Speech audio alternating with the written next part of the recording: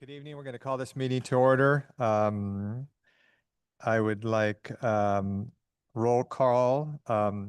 Commissioner DeGiorgio, Present. Commissioner Mason, Present. Commissioner Radnich, Present. Vice Chair Deming, Present. and Chair Labange, present. I would, if I could get a motion to adopt the agenda. So moved. Second. Second. All in favor? Aye. Motion carries 5-0. To staff, do we have any public comments for tonight that are not on tonight's agenda? And if so, anyone in the room, if you have anything that's not on the agenda tonight, please hand the slip up to staff. So if you would like to speak on an agenda item this evening, you will get the opportunity as the agenda item comes up. Please fill out a speaker slip and hand it to staff. If it is within the purview of the Planning Commission, but not on tonight's agenda, this is your opportunity. So anyone in the room can so indicate, and on Zoom, we will check to see if anyone has raised their hand, and we're not seeing any indication. So no commenters. on that Okay, side. thank you. So for the consent calendar tonight, we have a number of items that are being continued. Does anyone have anything they want to wish to advise, revise, or otherwise? Otherwise, if I can have a motion to adopt the consent calendar. I move that we adopt consent calendar. Second. All in favor? Aye. Motion carries 5-0. Chair, just for the benefit of everyone in the room, because there are several items on consent this evening and notices did go out, I do want to read out the addresses of those items, which are continued to the next meeting Okay. 2 weeks hence. There is a project Reservoir on 820 Acalanes Road, and then 3 lots on Cambridge Drive, which are all not going to be discussed this evening, but will be discussed 2 weeks from tonight. So if you're here on any of the Cambridge lots or 820 Acalanes, you can come back in 2 weeks and reach out to staff in the interim. I just wanted to note that. Thank you. Thanks. All right, so we did that. We have no continued public hearing, so now we'll go to new public hearing, and I will turn back over to staff for the first presentation. Thank you. Thank you, commissioners, and good evening, everyone. My name is Nicole Zittel, and I am the project planner for this variance and lot line revision application on 19 and 20 Spring Hill Lane. For some site context, located on the screen is a map of the 2 parcels of the project site. This project site is located in the northeastern portion of Lafayette at the end of a cul-de-sac, which extends down a short valley. Both the 19 and 20 Spring Hill are under common ownership. So the first scope staff is asking the Planning Commission to consider is the lot line adjustment between 19 and 20 Spring Hill Lane. Shown on the slide on the left-hand image is the 2 parcels. What is circled in orange is kind of roughly the area of the lot line to be adjusted. What is shown on the right, highlighted in yellow, is the existing lot line between 19 and 20. And what is highlighted in green is what is proposed, so that yellow lot line would be moved. We're kind of looking at southwest to create more acreage in 19 Spring Hill Lane. This lot line adjustment complies with the goals and intent of the low-density single-family residential zoning designation and the rural residential general plan designation. The existing single-family residential land use will persist on both lots, and the lot line revision will remedy the existing nonconformity, which is the substandard lot size of 19 Spring Hill Lane. Currently configured, it is 2.96 acres, and after the lot line adjustment, it would meet the 5-acre minimum. The parcels would also comply with the development standards of the respective zoning districts. Staff is also asking the Planning Commission to review a variance request This was for a 120 square foot garden or potting shed that is located 25 feet from the property line, where 50 feet is required. The site does have steep hillsides and existing mature vegetation, which we can kind of see on the two images of the potting shed shown on screen. However, the flatter area of the valley floor does provide adequate space for reasonable development of residential uses and its structures. Staff has not identified special circumstances of the subject property that would deprive it the privileges enjoyed by other properties in the vicinity and in the same land use district.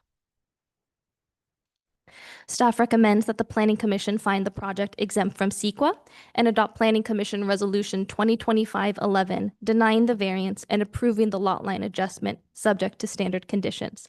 Thank you. Thank you. Any clarifying questions for staff? Commissioner Mason? Thank you. I thought 120-foot sheds were not required to get a permit. Is this going to go through the permit process, or is my understanding incorrect? Your understanding is correct. So in the LR5 zoning district, all buildings and including accessory buildings, must have the 50-foot setback from property lines. So Is it's that- not an exempt structure because of its size. Does that include trellises and things like that? I believe so, yes. Okay, thank you. Any other clarifying questions? Not yet. Vice Chair? Just to clarify to make sure I was understanding the materials correctly, the property line with which it would be within the setback of, just for my own edification, for the shed, I was led to, from the materials, that essentially any impacted party, the nearest neighbor, was in favor of it. Yes, staff did receive a letter of support from the neighbors north of 19 Spring Hill Lane. So the neighbors that would be directly adjacent to kind of where the potting shed, garden shed is located. Okay, and then I just, so I guess I'm just trying to get, make sure I fully understand it. What is, I mean, besides obviously like the letter of the law, I started going for, I guess, the intent behind it. Is there a worried impact that I'm not seeing for if the shed is allowed to, the variance is granted?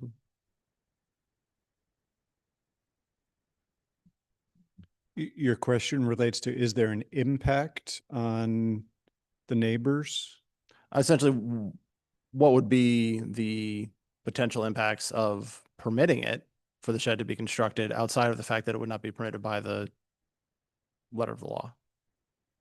Simply, I don't know that there would be impacts in the traditional sense of privacy or views, but the zoning, and I will point out, and I think we acknowledge in the staff report that all of the homes on the street, with the exception of 19 and 20. So 19 is adjacent to the end of the cul-de-sac, which has recently been enlarged and to allow better emergency vehicle circulation. The 19 and 20 are in a different zoning district than the rest of the lot. And so the rest of the lots on the street enjoy smaller setback requirements. And so it is, I think, simply a matter of complying with that envisioned 50-foot setback as laid out in the low density residential 5 district or 10 district, which both require 50-foot setbacks, as they tend to be more rural in their setting, in their character. The general plan designation actually uses the word rural residential. So in terms of actual real world impacts, in terms of privacy and views, I don't know that there would be a material difference. And it would be the most impacted, the variance is on the side of the property owner that has indicated support for the variance, if I'm recalling that correctly. So, Nicole, if you can actually go to the exhibit that shows the shed and the, yeah. So I hope that attempts to answer your question.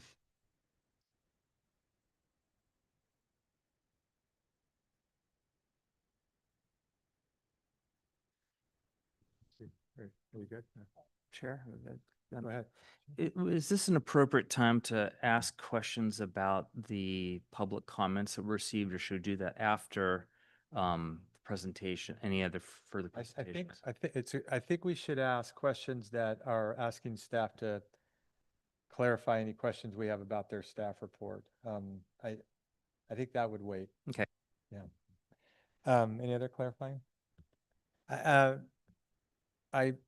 I'm sure it was in the report, but I can't remember. When was that shed built? Do we know that? Construction on the shed was completed in 2025, early 2025.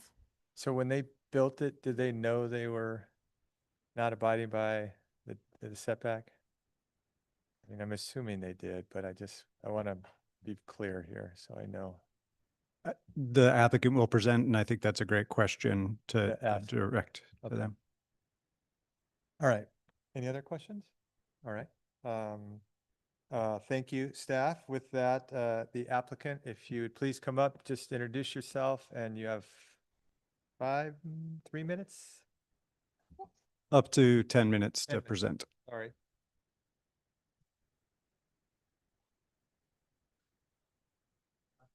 Mr. Becker, Lift it up. There you go. no, actually, if you can press the button at Oh, the yeah. base on the lectern, yeah, How's that?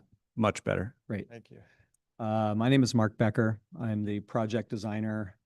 Ironically, I've been on this project off and on for 17 years. There was a phase 1, and this is phase 2.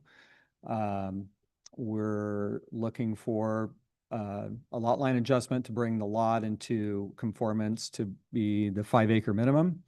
And we meet all the setback requirements and so on and so forth. And we've had our engineers scout it out. I think that one's pretty straightforward. I'm happy to answer any questions on that, but I think that one's pretty straightforward. I think the bigger issue is the garden shed. I think if you look at the drawing, I think what's really important here is our next door neighbor actually has written 3 letters of support for 2 different shed locations and ultimately to support this variance. The very first shed location, which was permitted and approved by town, is in the crosshatch closer to the street and closer to our neighbor. We then decided to push it further away, both from our neighbor and further back from the street. And we were putting it where the garage that we demolished was. So the garage was 30 feet from the property line. This one's 25 to 26 feet from the property line. It's basically in the same location. There are other photos in your packet that show the garage that was there. So we worked on the premise that we were okay because we were told to get the neighbor to write a letter and we would get support for this. Halfway through, some issues arose with another neighbor across the street, and so it was frozen and we were unable to pull a plumbing permit for our sink. You're correct, whoever asked the question, we are not required to get a building permit because it's 120 square feet or less, but we are required to get a plumbing permit if you have any plumbing or electrical. And so that was why we wanted to get a permit. Our neighbor next door would really like it to stay where it is. Our neighbor across the street, same thing. Nobody wants to deal with any more construction. If we were to move it, we would literally move it 25 feet along that fence line further from our neighbor who already supports it. But more importantly, it would mean more construction across the street from neighbors who have already endured quite a bit of construction, and we're trying to wrap it up. So that's kind of where it is. It meets all the normal criteria of a shed. We feel like it's in the spirit of the rural character that's asked for in the LR5 zoning. There's plenty of open space if you've been out to the site. And we feel like it's a little weird that our one lot has an LR5 zone when all the other neighbors are zoned a different zoning. Every other neighbor has a 10-foot side yard setback. We somehow have a 50-foot side yard setback. The home that we tore down did not have a 50-foot setback. It was 30 feet on one side and 38 feet on the other side.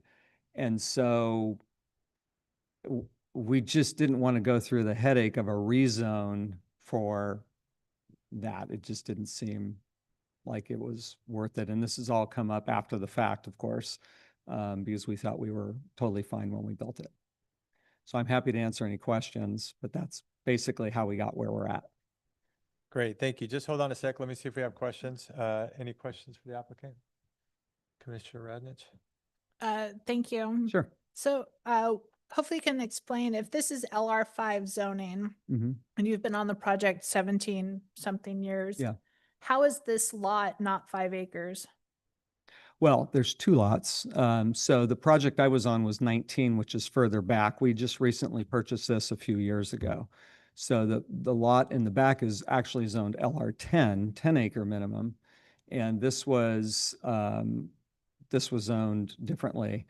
Ironically, kind of innocently, honestly, we just kind of worked on the assumption that wherever we tore the old house down was where we could build new structure.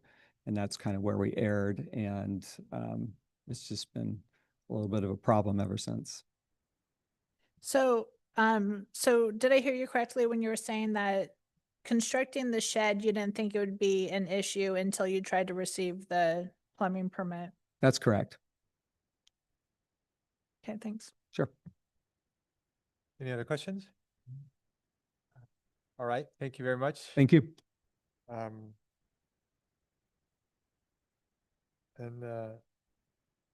Okay, so now we will open up to public comments. So if you have any public comment, if you want to speak, please hand a card up. Chair, we have two speakers in the room, and then we can go to any on Zoom. The first is Debbie Lindis.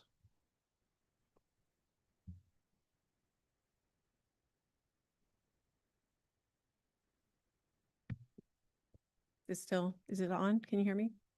Could you speak up a little? Yes, there we go. Can you hear me now? Okay, Thank you. great. Good evening. My name is Debbie Lindis, and I live next door to the project at 19 and 20 Spring Hill Lane. You're being asked to approve a seemingly innocuous lot line adjustment as though it were a standalone technical request. That is a total misrepresentation. The entire purpose of this lot line adjustment is to retroactively bypass variance requirements. The project architect openly admitted to violating variance rules in documents he sent to the city in October 2024. As you know from the materials submitted by our attorney that are in your packet, with Resolution 2022-19, the Design Review Commission authorized a structure on the footprint of the previous home 60 feet from the property line.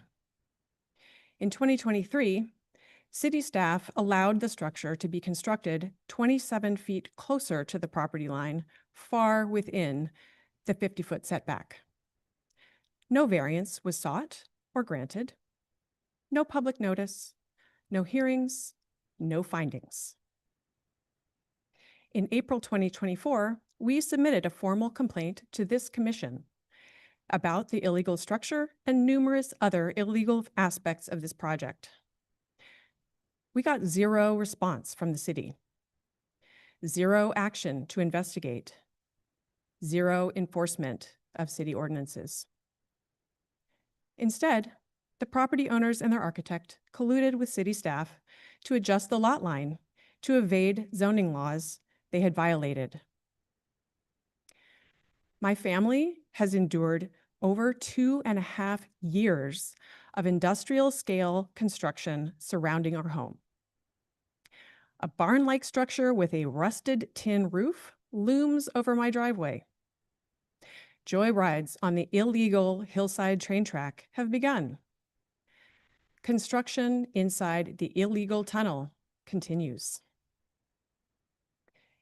Instead of upholding city ordinances for the benefit of all residents, city staff have gone to great lengths to retroactively whitewash their illegal actions for the benefit of a wealthy property owner at the direct expense of my family and our neighbors who are forced to live next door to a private amusement park. Before making any decisions on this matter, I urge this commission to review all the records on this project. Come out and see this private amusement park for yourselves. Preserve the integrity of this commission and of the city's planning process by voting to reject proposed resolution 2025-11. Thank you. Does anyone have any questions for the speaker? So Go ahead. you characterized the tunnel and the train tracks as illegal. Well, why is that? The Design Review Commission reviewed Resolution 2022-19, which had a structure 60 feet from the property line, as I mentioned, and one loop of train track around that structure. There were no tunnels. There was no railroad track far up the hillside. None of that was part of the project. And in fact, the conditions of that resolution specifically say many things, including all the grading needed to be on the level area where the house was being built. That project was entirely on 19 Spring Hill Lane. The tunnel is on 20 Spring Hill Lane. I could go on and on. But none of that stuff was approved by anyone except over the counter by city staff. But there were no soil reports, nothing. So yeah, that's why I'm saying it's illegal. Any other questions? Vice Chair? You said you reached out to city staff and got no responses. Do you happen to know if that was when you were reaching out and I guess a lack of response? Was that, and I don't know if you're a party to it or not, but I know there's ongoing litigation. Was that prior to that or? It was. Okay. And I would not characterize it as reaching out. We filed a formal complaint in April of 2024, which is in your packet.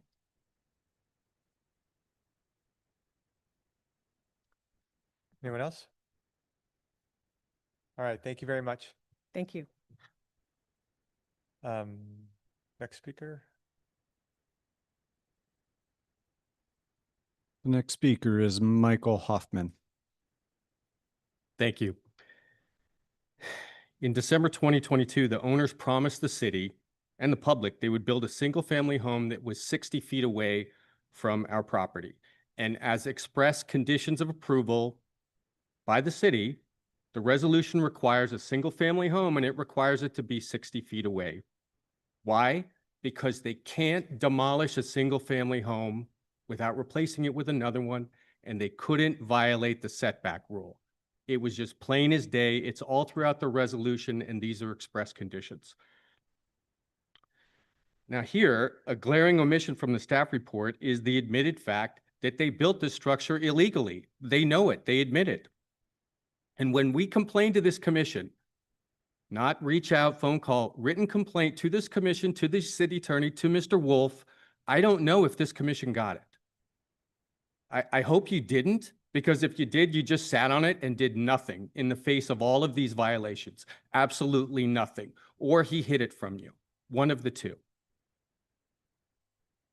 So they've spent the last year and a half trying to figure out a way to get around these violations, this fraud suit that's against him. And what have they done? They've come up with this lot line adjustment. And they got two problems. If you read the code section, which they don't bother to address in their report, the code actually anticipates these kind of games. And the first finding that this commission must make is after the approved lot line adjustment, each parcel complies with zoning and building ordinances. It doesn't. They built this structure within the setback. It's still within the setback. It doesn't comply. It doesn't comply. Next, the commission must find that each parcel does not violate a condition of the development previously imposed by the city on any portion of the parcel. They have to build a single family home. It has to be 60 feet away. They didn't do that. You cannot approve it. It's right in your own code. The fact that they don't address this in their staff report is appalling, Neither the DRC nor this commission approved any of these changes. None of them. They just did it. And when we complained in April of 2024, before any litigation, what did they do? They kept building even faster. So the idea that this was just some golly gee mistake after the fact is preposterous. It's absolutely preposterous. The owners can't manipulate the lot line law to cover up their prior violations. It's in your own code. This application must be denied. I'd be happy to ask any questions that any of you have. Hold on a sec. Any questions? Vice Chair? Just to clarify, is your understanding that if we do approve this lot line variance to bring it into conformity, that it would somehow be a tacit approval or some way impact the other claimed deficiencies that you have? The documents that were submitted with our opposition, it's in your packet, contains a letter from Mr. Becker. And he says openly, if we get this lot line adjustment, we'll change the name of the building to an ADU, and then we'll be able to force it down everyone's throat. The only reason they're changing the lot line is to try to break the law. 3 years ago when it was LR5, no one cared. They didn't care. Staff didn't care. The express purpose in his own written documents is to try to evade the setback by recharacterizing the building. I just a little confused because going through the excellent material that was prepared, including by a council, that even if that were the case and it was reclassified as an ADU, there are still elements that it would have to overcome for permitted, to be an approved, permitted, allowable, et cetera, structure. And so that's what I'm trying to clarify is like, your view is that if we approve it, it suddenly triggers an ADU and then everything, they can get away with it so to speak. But in the material as well, there's elements that even if it is declared that, there's still problems. Is that your understanding as well, though? Well, I agree with you that the question of whether this building is a single family home, whether it's an ADU of some other ADU, which was called an ADU in 2012, I guess, when they built this barn. I agree that's not on your agenda. I agree with that. There's been no notice. There's been no application to do that. On the other hand, what's really going on here? I mean, to say that there's been an LR5 zoning for decades, possibly as a condition to subdivide these parcels, was maintaining an LR5 zoning. Staff didn't research that.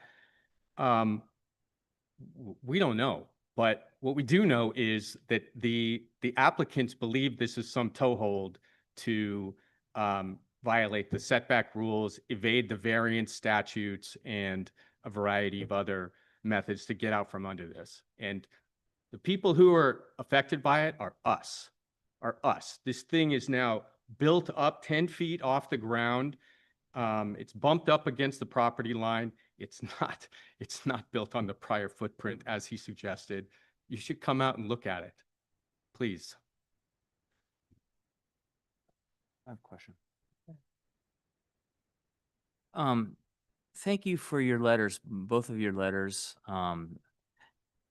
Just to comment, I missed making a comment earlier that personally, I didn't join the planning commission until November. So Of course. I never I saw that. understand. And until this afternoon, I've been very busy and I didn't look at the staff report or the attachments until this weekend and then this afternoon. I didn't really realize that there was litigation ongoing when I first read the report.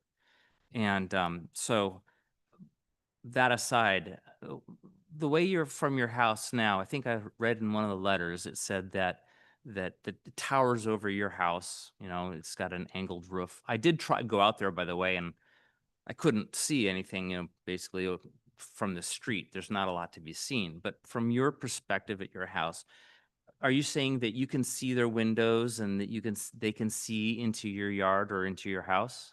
So here's the way the house was before. It was up against the hill, and we could look to this grassy oak tree hill across from our home. You could see it from all four windows. Now what you have is the structure is closer inside the setback. It's elevated where the elevation wasn't built before. They planted a row of redwood trees even closer inside that to further obstruct the view. And then, so I can't see the hill from my home the way I could before. And then when you look to the side, there's this garish 15-foot arch and the amusement park ride that's 25 feet up the hill and the bridge that was not there anymore or before. So that's what it looks like from my home now. And we have photos of what it looked like before.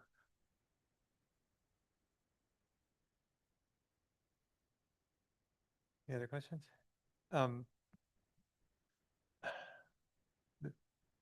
You know, we have, even our last meeting, we had an applicant and neighbors, and there was some disagreement. And in that case, it seemed like there was an ability for them to step out of the room afterwards and talk through it. I'm assuming you guys have tried to talk. That's a question that maybe I should ask. Have you guys tried to talk? I think it would be inappropriate to go through the history of that dialogue. Yes or no? And yes, of course. Okay, I Of just want to course. make sure. I would just add as part of that dialogue is supposed to happen before the construction starts. That's why we have these hearings. That's why you get to see the plans. That's why they get to say, hey, everyone else on the street gets to do whatever we're doing, or this doesn't have the impact that you thought. Not build it first and ask for forgiveness later, which is what happened here. Yeah. So we do have a cart before the horse kind of thing. But yes, there is a dialogue. Yeah, and I mean, I can't imagine the frustration, but it sounds frustrating. In a perfect world, if we could do anything we want except physically, you know, move things without big dozers doing it, what would you want to happen?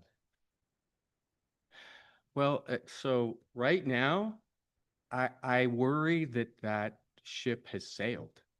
There's a judge who's going to decide whether to tear this building down. All right? That's what we're asking him to do. There's a judge that's going to decide, yeah, this amusement park train tracks and this tunnel, it needs to be torn down. And we're going to ask him to do that. Now, this commission, respectfully, for those who weren't there, I asked you to do this a year and a half ago, and it's crickets. Now, I don't know. I'm assuming that nobody showed the commission this complaint for with reasons they can explain at other times. But at the time, we asked the commission to revoke the permits and stop the construction, and they just accelerated the construction from our perspective. So that's a hard question for what this commission should do to potentially unwind it. But if you have a structure that is built illegally in a setback, is it appropriate for this commission to just say, well, golly gee, they already built it, so that would be a darn shame if they had to tear it down? Or do you enforce your laws faithfully and impartially for everyone? Okay. So, and I appreciate that answer. So what we have to do tonight is we have 2 items on the agenda for this one. The variance for the shed and the lot line adjustment. And we have findings for both of those. And so it's incumbent upon each person up here to go through those findings and in their own decision-making, decide whether they can accept them or not. And then we vote on that. And so, and we've had other, you know, projects over the years where there's been other stuff going on, legal or something else. And it's always sad because you hope it doesn't get there, but we do have to stay focused to what we're charged to do tonight. And so, and I will ask when the appropriate time, maybe staff could, because I've been here long enough, I don't remember that. It doesn't mean that it didn't get in front of me, but I don't remember seeing anything like that. But I would love it if staff could give us some guidance on that, because I think most of those issues get handled by the city and city attorney and the planning department. They don't necessarily come to us for decision-making because they have to go through the city and the city attorney, which is the way it's supposed to go. Oh, yeah, And- you cannot be reached. I tried to communicate directly, and I understand why. You can't have Well, everyone bothering you all the time. we can be reached every 2 weeks right here. Well, that's an interesting And it- approach. I would just, sorry to interrupt, but I agree you have to make your findings on the narrow issue before you. It says Lafayette Municipal Code 6-2408. There's 4 findings you have to make, all of them. You can't make 2 of them. And if you can't make 2 of them, your law says this must be denied. Okay. All right. So Any other on- questions? Thank you very much. Thank Appreciate you. that. Turn over to, do we have any other speakers? No additional speakers in the room, so we'll go to, Yeah, hold on. well, I think he's. you'll have an opportunity for rebuttal after all the public speakers. So if there's anyone in online that would like to speak, go ahead and hit the raise hand button. Seeing none, so now is the applicant's opportunity to rebut for up to 5 minutes. All right, sir. Yeah, you have 5 minutes now if you'd like.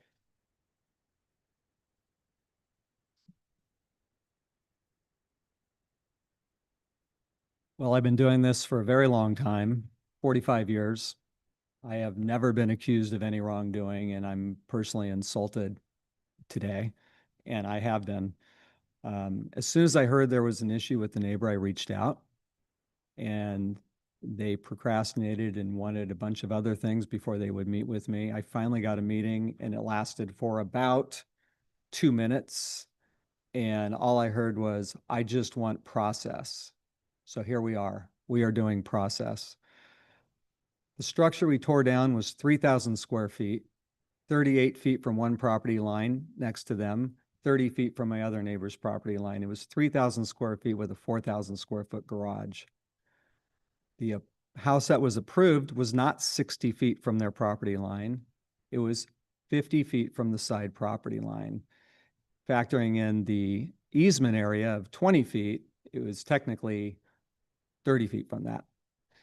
We moved closer to where the old house was. We thought we were within our right to do so. We were going roughly where the old house was. We didn't think it was any issue. We went from a 640 square foot 2-story house that was approved with a window looking at their house.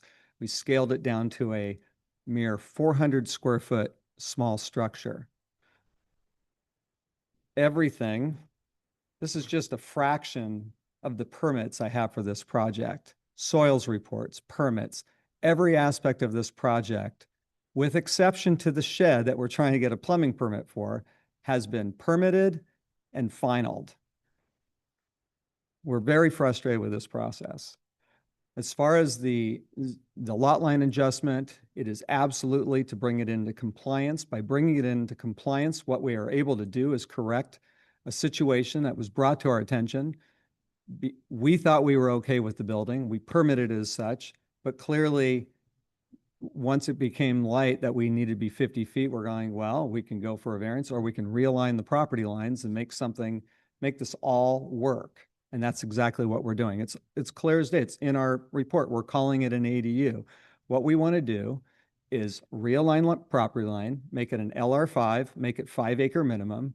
Our existing 1-bedroom house that we have on the property, we're making that the primary residence. It meets all the requirements of a primary residence. The 400 square foot structure meets all the requirements for an ADU. It's still required to be 50 feet from the front property line. The only thing it does is it helps us with our side property line. So yes, we are going backwards in the sense to try to correct something that was brought to our attention, and we're doing our very best to bring it to fruition. And that's why we're here today.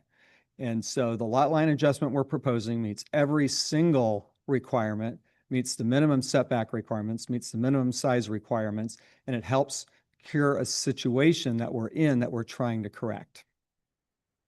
I'm happy to answer any questions. Yeah, thank you. Let's see if we have any questions. Yeah.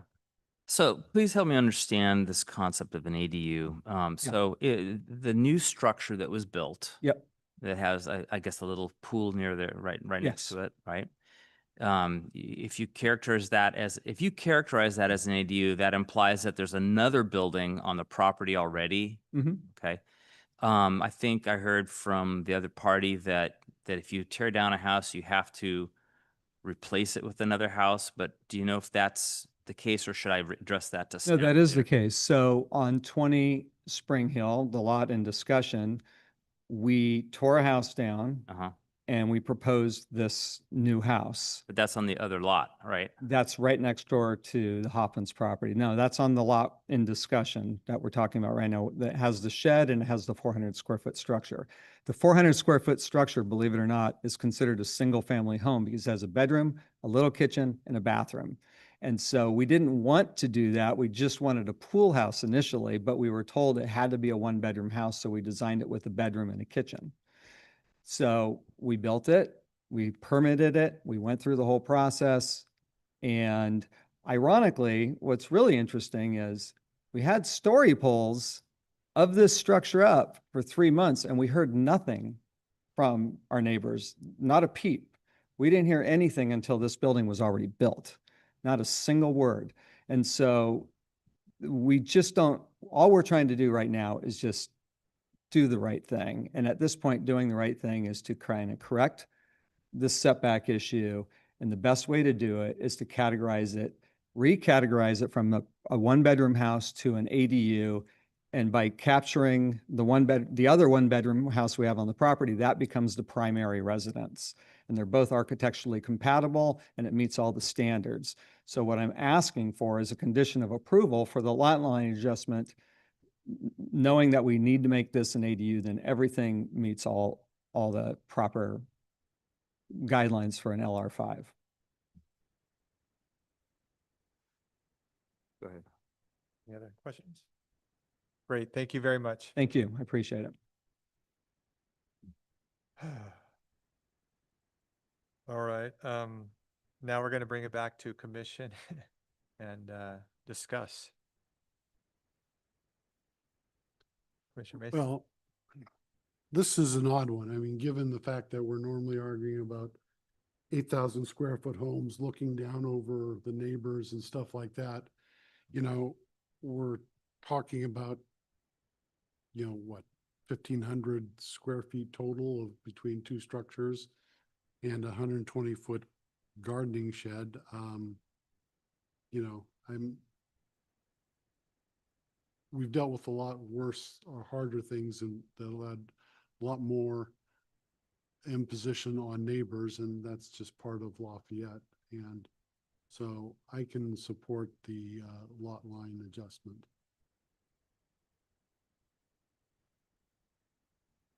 Anyone else? I'd like to ask staff a question. In the public comment, there was a reference, and it was mentioned tonight, to LMC section 6-2408D, which says that we shouldn't be doing lot line adjustments if one of the parcels is in violation of previous terms of conditions.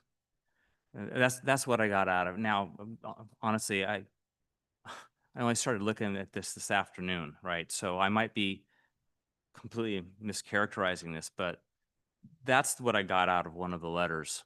And so I'm concerned about a couple things. Are we really able to make findings for a lot line revision if project is really out of not meeting conditions of approval?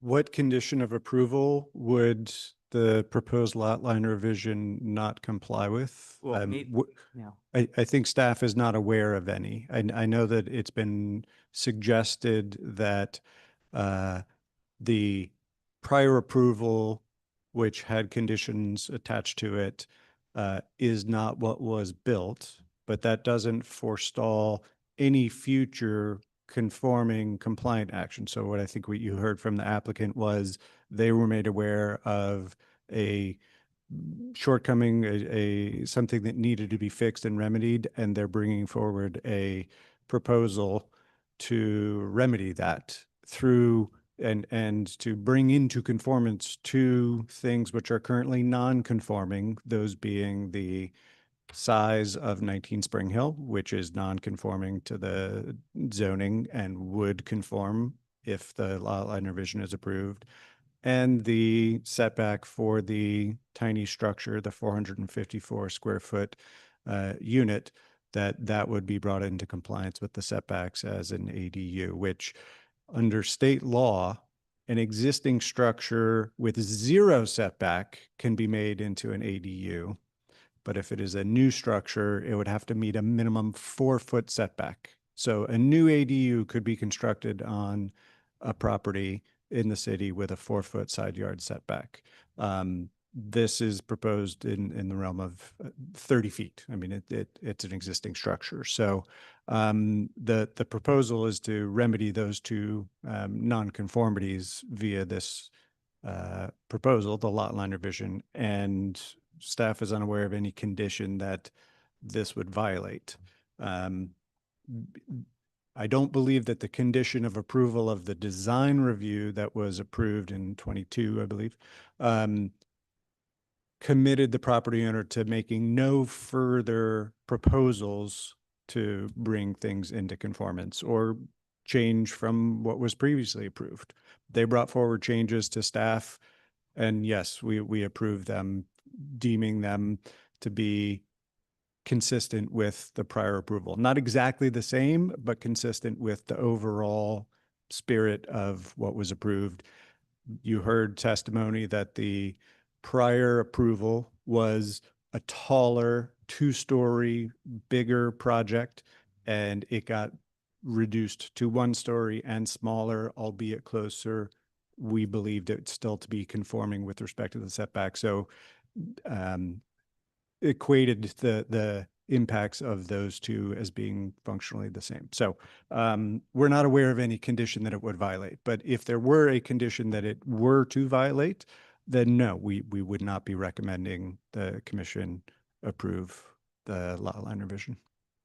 So I'll just note, kind of as an aside and anecdotally, lot line revisions are largely a function of the MAP Act. That's where they are enabled. And so we have limited scope in our review at the city. We do address them in our own ordinance, but functionally, if it is conforming, we would have a very difficult time in rejecting a conforming lot line revision. Could I ask a follow-up to that? So if what they have right now, where it is, if they hadn't done that, if they hadn't made the changes and they realized that their plan was the mistake that they became aware of, could they be doing the exact same thing right now with this lot line adjustment to perfect their idea and then go out and build what they already have there? I'm not talking about the shed. I'm talking about the pool house, because I think what the applicant said is once we realized that there was that something wasn't right, the city said we realized if we turned it into an ADU, turned it into a 1-bedroom house, we could abide by zoning to make it in conformance. So I'm asking if they could have foreseen this coming. Let's just say in a magic ball, they saw, oh, our plan isn't going to work. Well, we make the changes that they want to do tonight, and that solves that issue. We'd be right here doing that. They wouldn't have built it. We'd be looking at this fresh eyes saying, yep, looks good. Would anything be different? That might be too many ifs there, but my spirit is, would there be anything different if they hadn't done it and they'd come here with this idea to do exactly what they have built right now? So I'm hearing the question as to the chronology of actions would have changed, but the end product would remain the same. Yeah. So if they had proposed to modify the lot line revision per the current request with the existing barn and one bedroom unit in it, that would have been conforming. We would have recommended approval of that. At that point in time, they could have come to the city, proposed the pool house, 454 square foot unit, and built it 4 feet from the side property line. At the 30 feet where it would be proposed, where it is currently, that would have been conforming. So yes, and I don't believe we would have had any ability to require a public hearing on that. ADUs, the state has modified the ADU laws extensively in the last 7 years, and they are ministerially acted on, provided that they conform to setbacks and height limits, which this does. We would have approved it over the counter. So Okay. yes, the chronology would have been different, but the outcome could have been and would have been the same. Thank you. Okay. Let's get back to the deliberation unless you want to, was it deliberating or question? Absolutely, it can be a question for you. I just don't know if you have the answer. I don't, but at some point, let's deliberate, but if you have. Yeah, the first I would say is I almost kind of, I mean, I guess with the ongoing litigation, it's hard to do so, but I almost wish staff had a rebuttal chance. I guess my first comment is, given the plethora of stuff involved here, I was kind of surprised with sort of how light the staff report was, in terms of just addressing at least some of the issues. This has been a great explanations, which have then now been addressed. But just the report itself, I think I also too kind of underestimated when I got the packet and I saw it, I was like, oh, yeah, it's not so bad. And I maybe didn't dedicate sufficient time. But I guess my first pressing question would be, if you know the answer, if we don't approve the lot line adjustment, what is then the result and what would the next steps be for the applicant? Well, I'd let them answer, but, you know, I would just say generically, they would either accept or appeal. That's a generic answer. And if they accept, that means their lot is not in conformance with the minimum requirements. Now you're gonna have to ask them. Well, that's also to know, like, as a matter of law, as a matter of, you know, procedure, whatever you want to call it. If the lot line adjustment is not approved, their lot is not in conformance with a minimum requirement, what is the follow-on effects of that? Well, it's currently non-conforming with Yep. respect to lot size, so that could persist indefinitely and need not be remedied. They're proposing to remedy it. They have submitted an application to the city, which we are compelled to act on in one fashion or another. So it could be approved or denied. So inaction is not an option open to the city.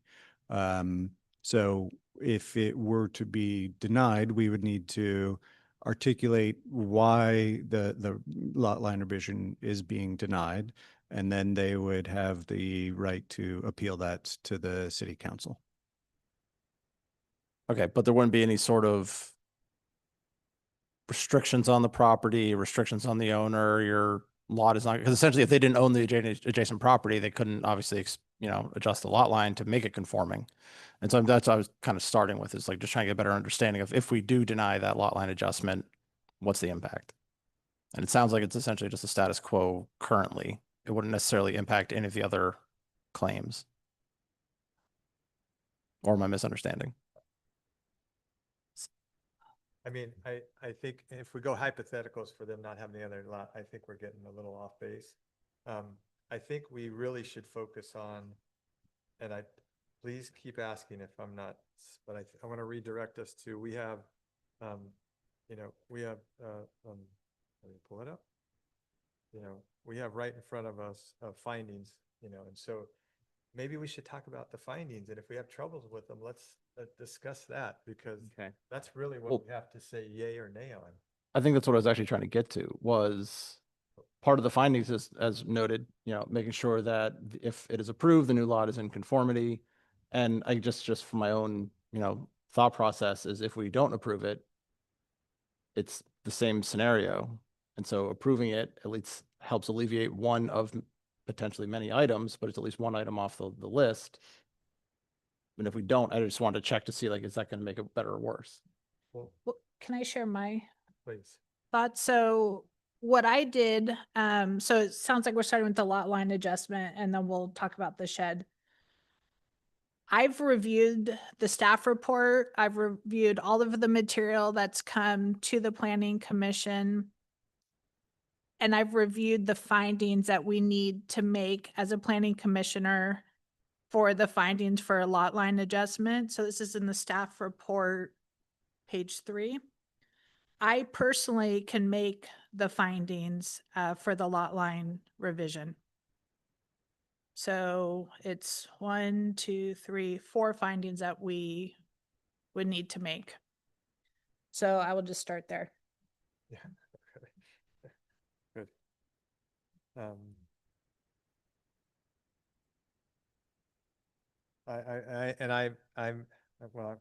I'm rereading because I want to make sure I don't miss anything here.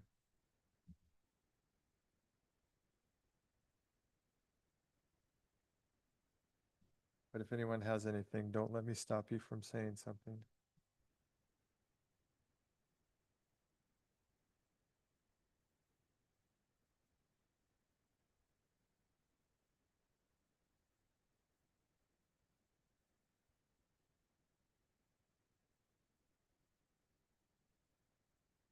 I mean, I guess I ultimately am getting to the point where I agree that we can make the findings, and I was essentially trying to flesh the options out for the benefit of obviously some concerned residents.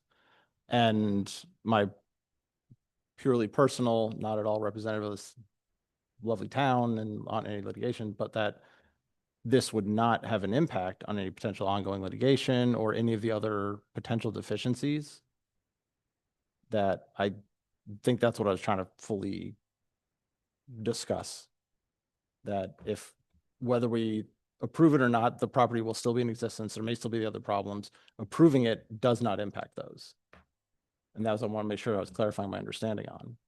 That if we do approve this, it doesn't somehow magically make the other problems go away and you're skirting anything. It's just fixing a problem that exists. Right. Well, that was kind of my question. If they had fixed it before it was done, would it be any different? And the only thing I heard different was that the building could be built 4 feet away from the property line instead of 30 feet. So in a sense, I doubt anyone would wanted that, but I know that's not going to take frustration away from one of the two parties here.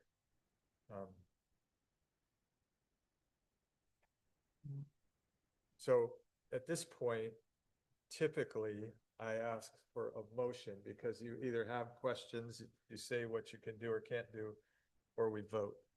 I can make the findings. Okay, I usually wait, but I'm just gonna say it because I want to get us to a vote. That's 2 of you. I'm still unsure. Maybe you can help me understand then. My understanding was the building currently is too close to the neighbor's property. But if we go through these two, if we do this lot line adjustment, then it'll become an ADU and it'll be okay. Is that the understanding that what you guys have, or am I missing something? No, yes, but I don't think that affects the findings, but yes, I think I agree with what you're saying. And so that's what I was trying to clarify. If we don't approve the lot line adjustment, can they not still declare that building an ADU? That's what I'm sure it's in the packet and I apologize if I missed it. Oh, I didn't. But if we don't approve the lot line adjustment, can they not still just call that building an ADU? There's no. Oh, no, there's no other, that's There's what no it is. other- There's no. ADU Because it would is be the the- junior to the mass, the- to the bigger. I see. Okay. And by doing the lot line adjustment, they bring that other 1 bedroom into the property. I see. Okay. And it's hardly the only That's what I missed. non-conforming lot, Yeah. a structure in Lafayette.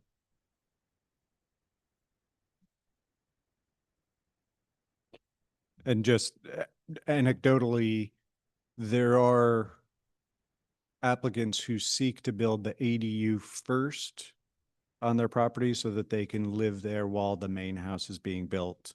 But the first unit on the property is the primary dwelling unit. And then when the main bigger residence is built and becomes, gets their certificate of occupancy, that then takes the moniker of the primary dwelling unit, and what was initially built, the earlier chronology unit becomes the ADU. So that has happened, and we get that question not infrequently because of the way they want to proceed with their project. But in that scenario, you would typically have to abide by the setback. You couldn't do the 4 feet. Correct. Okay, so You cannot take advantage of the lesser requirements associated with an ADU. You would have, the first unit would have to comply with the primary unit setbacks. Yes. and so in my mind, I keep going back to if they had realized this before any work had been done, they could have taken this strategy. And I'm not trying to say either side was making a decision, just, oh, look, we can't do that. But here, we can do this. We can adjust these lot lines. And therefore, this could be the ADU, and therefore we can put it wherever we want, up to 4 feet. So that gave me a lot of solace, because otherwise it does feel like there's potential to be working around it. But, you know, I can't say that. I can't say that. I don't believe that, but you could say why one party could be, you know, perturbed that could happen. So, all right. So again, I will offer to hear a motion or talk more. But I'd like other people to talk more and me less. Well, in terms of making findings, I am still concerned about the letter from the law firm, but I'm going to have to rely on staff's assessment that there's nothing that would apply. And if that's wrong, then it's going to come up in court and it's going to be ruled on. So I'm going to rely on staff saying that this will work out correctly. Otherwise, you know, it's kind of a mess. I'm kind of not really happy that this lands in our lap at this stage when there's lawsuits ongoing, but that's what it is. Do we have information about any upcoming court dates when there might be a likely decision, anything like that? Not to my knowledge, but the city attorney is aware of this current application to try to remedy the 2 nonconformities which have been discussed this evening. And the city attorney is comfortable with the planning commission considering it and acting on it. So they have reviewed the staff report. And I did speak with the city attorney as well. Exact same story. We are under a streamlined permitting act, so there is a time frame based off of when CEQA is approved, which would be tonight. But we do have to that's why we have to go yes or no. Okay. So I think, you Right. know, we need to make a decision. I know it's frustrating. I'm frustrated, but I think we need to. You want to call it then? Well, and I mean, I'll keep talking. I'll talk all night. But if we don't, again, and I'm just trying to, because I want to hash out all the options. We don't approve it. That building, instead of becoming an ADU, is deemed, I guess, the primary residency for that lot. And it would be non-conforming, given its location within the setback. And then what? They're forced to tear it down. They can tear it down and build something bigger. Like with the original residence, that it sounds like what they originally did was tear down a much larger building and put up a much smaller one. But they would be within the right. If we don't do it tonight, they could say, okay, tear that thing down. They tear it down and build up a much larger, more obtrusive building. That would be further setback. Because as I understand it, that's why one of the contentions was that that's what was going to originally happen. And they decided to go something smaller, shorter, but closer.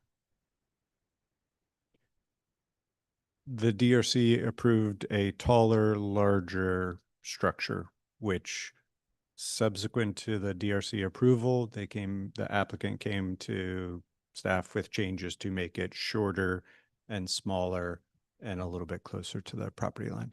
Yes.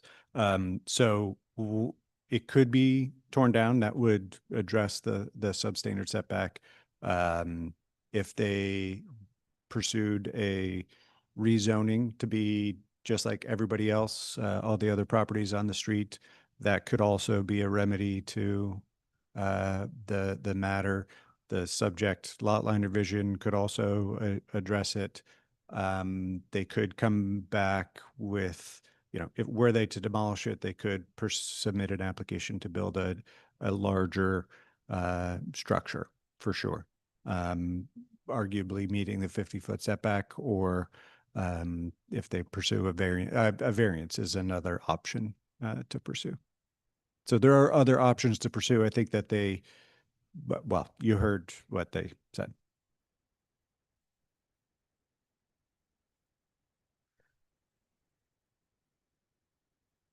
Anybody else? Well, the motion, I'm not making one yet, but I'll reword this. The resolution also speaks to the shed variance. Oh.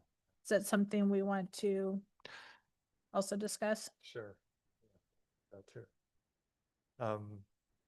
And I'll just add, unless I missed something, the resolution is written for denial of the shed variance and acceptance of the lot line adjustment. So if it's something that we make a motion on that's different than that, staff, right, we would make the motion and then ask staff to bring back the resolution and consent. How would that work if our motion is different? Correct. So if you were to make a motion for a different action other than what staff has prepared in the draft resolution, we would ask you to articulate that motion and then discuss and provide clarity so that staff can come back at a subsequent meeting with a draft resolution that articulates the commission's findings around one or both of the matters that the resolution addresses. Thanks. So I just wanted to bring that up also. It just made me realize that the shed is kind of like, how was I gonna say that? If they, so, it's kind of like your scenario, because if we deny that, so what do we expect to happen if we deny that? They tear down the shed, they move the shed, they come back and change the zoning or the request to change the zoning? These are all options? I believe those are all options that they could pursue. They could tear it down, move it, seek to rezone. I would expect, and I believe that, well, they could, I guess, pursue those after this tonight's action. They could also appeal tonight's action up to the city council. And what would that zoning be? It's not going to be LR5, right? So it's, what would it be then? R20? It would be R20, Oh. yes. So the rest of the street is R, meaning residential, 20, meaning properties have a minimum lot size of 20,000 square feet, so functionally half an acre. Whereas this is the first and only property on the street that is LR5, low density residential, the 5 meaning one dwelling unit per 5 acres. So substantially larger lot sizes and commensurately substantially larger setbacks, because they're typically in more rural settings. And that one dwelling unit plus now with ADU law, an ADU, if that wouldn't preclude the ADU. That's why they're doing this. Yeah. A primary unit and an ADU and even a JADU ADU. can be on a R designated property or LR. So yes, they're functionally the same. The only difference between R and LR is lot size and setbacks. Would you be able to discuss the viability of that going through, or does that, I know that kind of puts you on the spot and that would be something that would come back to this commission, right? If they were to change the zoning or request to change the zoning? It would come back to the planning commission, and I'm not really prepared to speak to that this evening, Okay. other than it is an option that they could pursue. I mean, anyone can ask for a rezoning at any time. Okay. But there's a process and an Right, right. application to go through. Yeah, thank you. I knew that question was maybe too loaded. Make a motion. But anyone have any last questions before a motion gets made? I was just gonna say, I actually thought the shed was the more likely for us because it's a rural nature. I mean, for me, potting shed screams rural, but I mean, I know I might be in the minority here. I was more than happy to find it that we should be allowed to leave it in place. Yeah. But I know it's a significantly less contentious issue. Well, I mean, I struggle with that one too. I- It seems silly to me, but I'm trying to stay, if I'm gonna make the findings on this one, we need to make the findings on that one. So I know what I'm going to do. Well, Yeah. my motion then is gonna mess that up. So I'm gonna make a motion that we find the project exempt from CEQA. We do not adopt the resolution in front of us. Rather, we ask staff to come back with a resolution approving the variance for the lot line adjustment and approving the variance for the potting shed. Staff, Um, staff has a, Oh, sorry.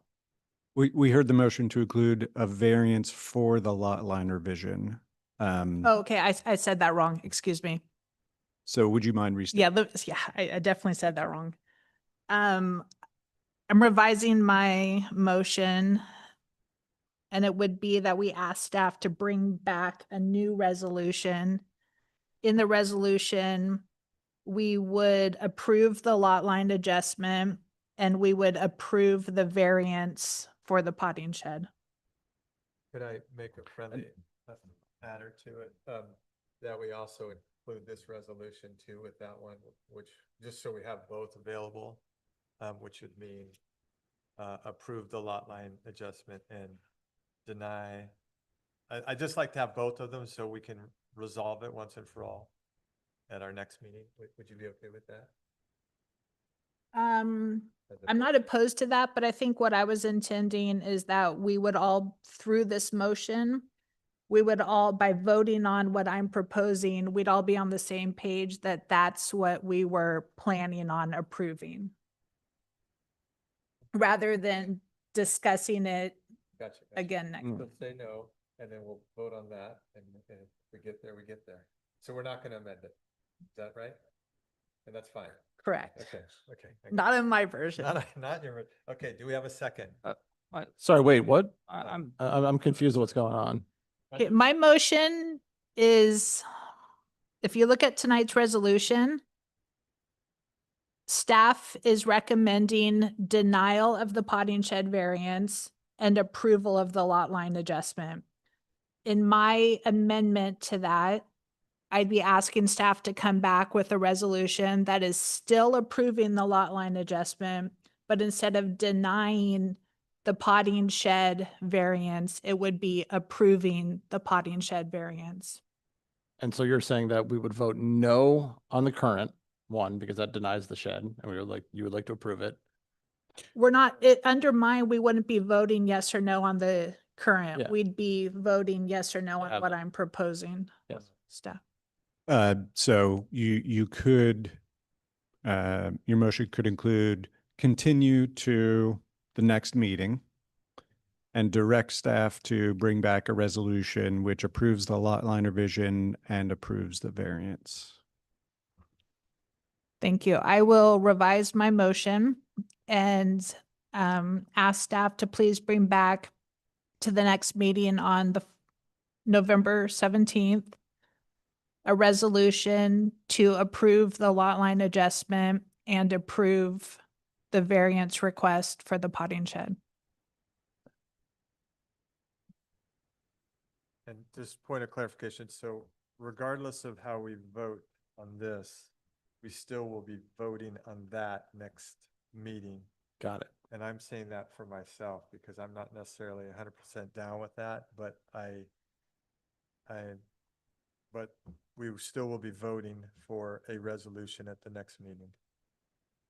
Question for staff. Is it possible to break this up into two separate votes? Vote for the lot line revision, which and then a second vote for the potting shed variance? I don't know. Is that? I mean, I get, Be simpler. I mean, Procedurally, you could do that. We could bring back two resolutions.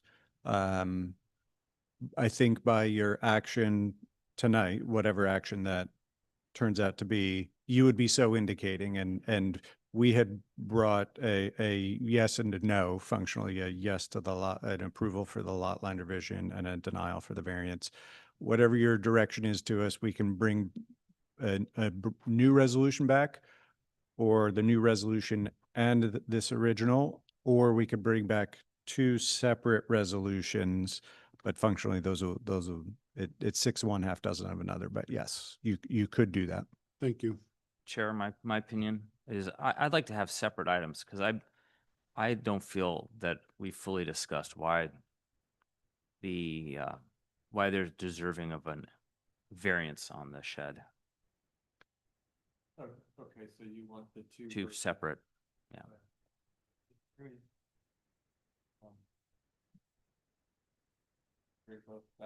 But I think the one advantage that just having this, the next meeting, is that everyone's gonna be damn sure to be rock solid in your findings of what you think you're gonna vote Exactly. for. And I mean that to myself as well.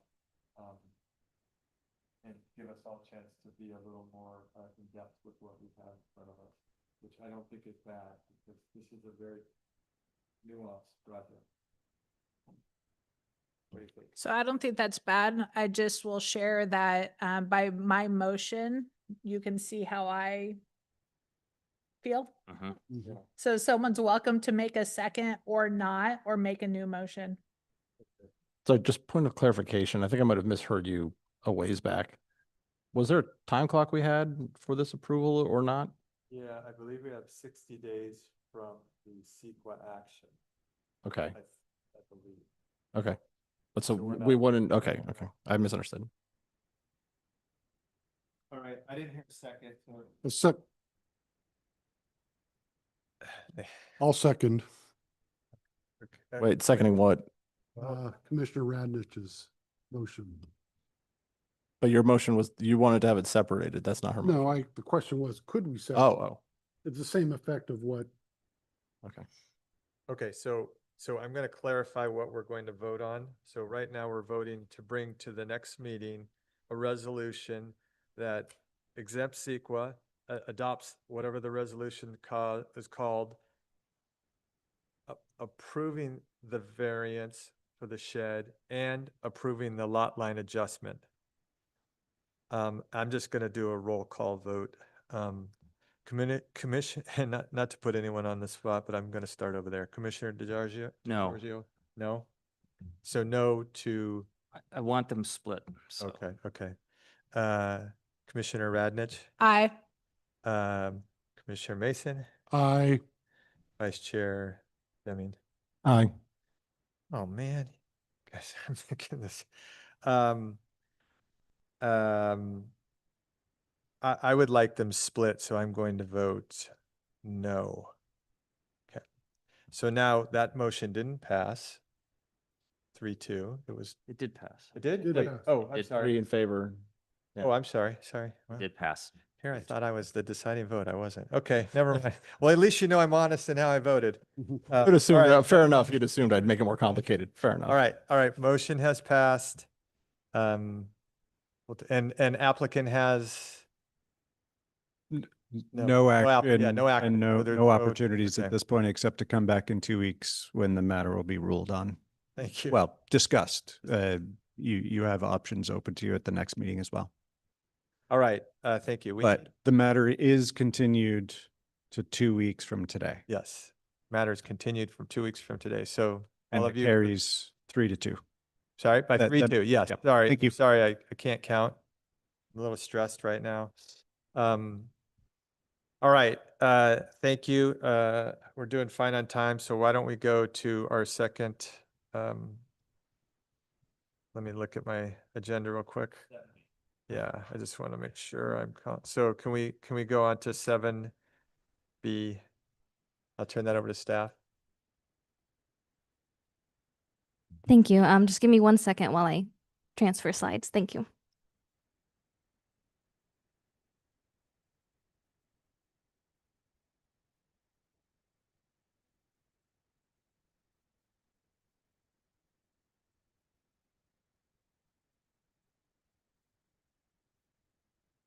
Right. Thank you. To reintroduce myself again, Nicole Little. I am also the project planner for this appeal of the zoning administrator's determination of denial on this design review and variance application at 7 Lark Creek Lane.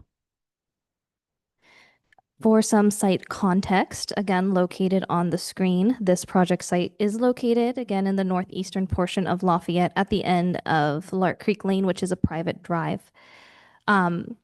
Parcel 7 Lark Creek Lane and 5 Lark Creek Lane are under common ownership. 5 Lark Creek Lane is the, like I said, the adjacent property to the northeast.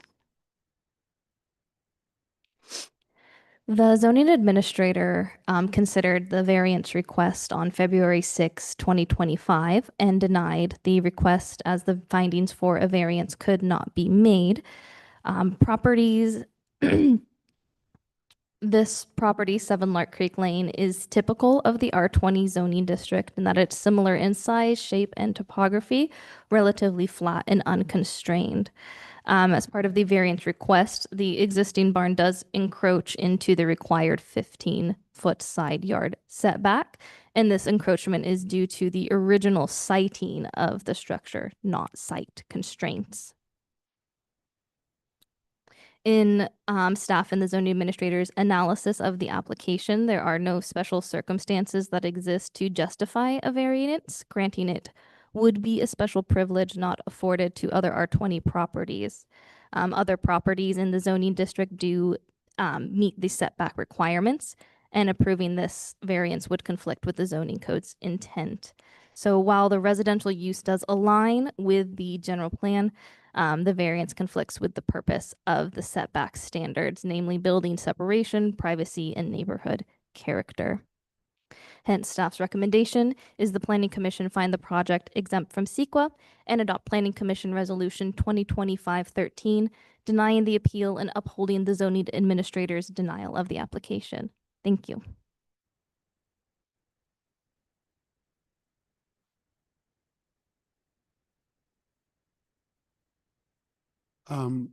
Do we have an elevation of the wall up against the property line? Because my concern is emergency egress and access when they only have limited space.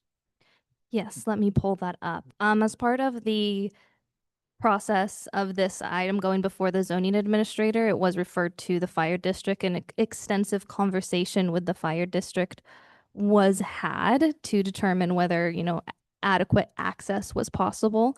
And I believe that the fire district did determine that access would be possible and safe for this property, but let me pull up the elevations for you. And is there a floor plan of the proposed residence? Yes, If you can pull that up also. of course.